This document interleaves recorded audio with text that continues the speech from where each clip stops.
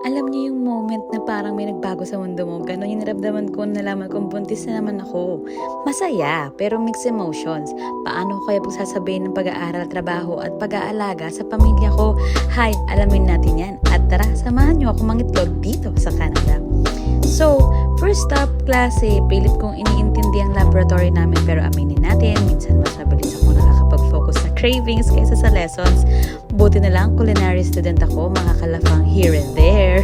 Pero seryoso, pregnancy fatigue is real.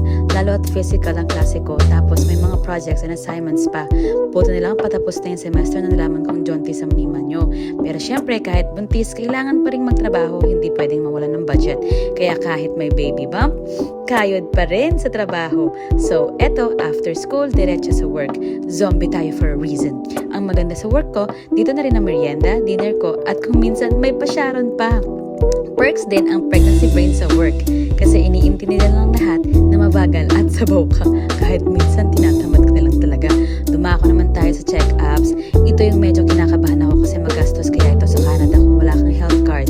Buti na lang at yung asawa ko may full-time job at covered niya kaming buong pamilya sa medical expenses. Si Canada kasi may tinatawag na Universal Health Plan. Libre lahat ng prenatal check-ups, lab works, and ultrasound ko. Pero mahirap magpa-schedule kasi wala pa kaming family doctor. Sa walk-in clinic lang ako nagpa-check up hanggang sa nirefer na nila ako sa OB nung malapit na ako mangitlog.